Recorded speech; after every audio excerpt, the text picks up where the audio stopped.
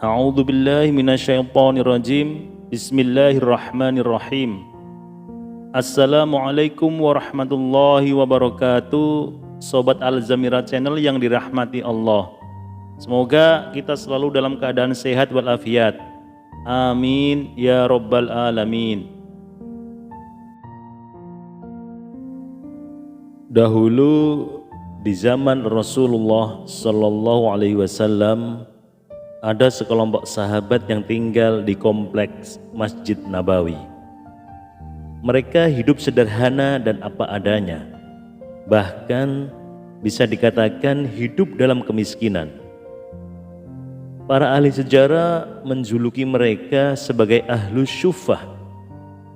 Biasanya mereka ini memang membaktikan hidupnya untuk menjadi pelayan bagi Nabi Muhammad sallallahu alaihi wasallam.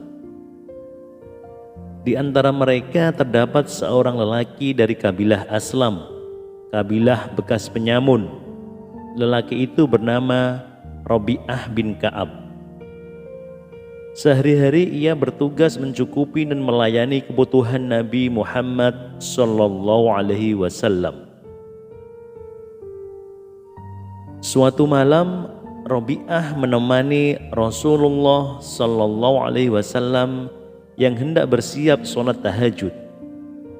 Rabi'ah menyiapkan tempat wudhu dan segala keperluan beliau. Mungkin karena tergerak melihat Rabi'ah, lalu baginda Rasul berkata kepadanya, "Mintalah sesuatu," kata Rasul kepada Rabi'ah. "Aku ingin menemanimu di surga," jawab Rabi'ah. "Adakah yang lain?" "Tidak, hanya itu saja."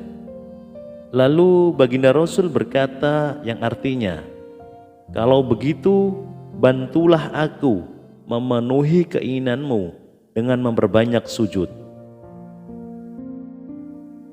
Rabi'ah bin Ka'ab al-Aslami adalah sahabat dari golongan tak berpunya.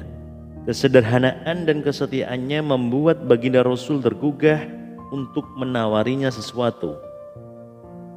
Tersirat maksudnya dari tawaran Rasul di situ adalah sesuatu yang bersifat duniawi. Maka ketika Rabi'ah justru menjawabnya dengan ingin menemani di surga. Rasul terus bertanya lagi, namun Rabi'ah tetap kukuh pada pendiriannya bahwa hanya itu yang diinginkannya.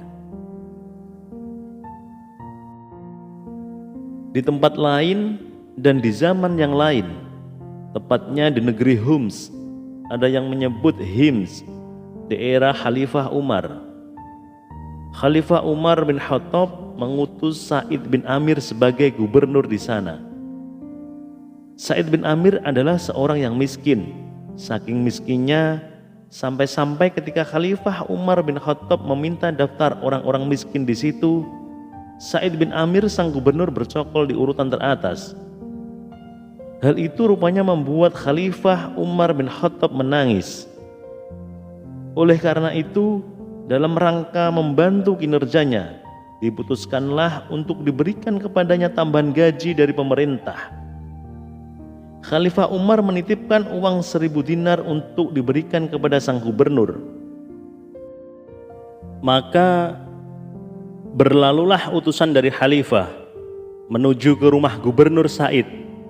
Tapi di saat datang utusan kepadanya membawa gaji, Sa'id justru beristirja. "Inna lillahi wa inna ilaihi raji'un," seru Sa'id bin Amir. Ia seperti mendapat musibah besar. Istrinya yang berada di dapur berteriak, "Apakah sang Amirul Mukminin meninggal dunia?" Tanya istrinya. "Tidak, tapi lebih besar dari itu," jawab Sa'id. "Apakah kaum muslimin sedang dalam bahaya?" "Tidak, tapi lebih besar dari itu." Sa'id kemudian melanjutkan, "Telah datang dunia merusak akhirat kita." "Bebaskan dirimu wahai Sa'id," kata istrinya. "Baik, mari bantu aku membebaskannya," jawab Sa'id. Mereka berdua segera membuka kantung uang itu, lalu membagi-bagikannya kepada fakir miskin di daerahnya.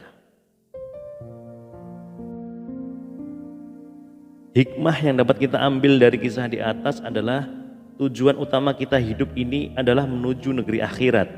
Sedangkan dunia ini hanyalah persinggahan sementara. Karena itu, janganlah sampai kenikmatan dunia ini melenakan kita. Para sahabat dan tabi'in memberikan contoh dan teladan bagaimana mereka rela serba kekurangan di dunia.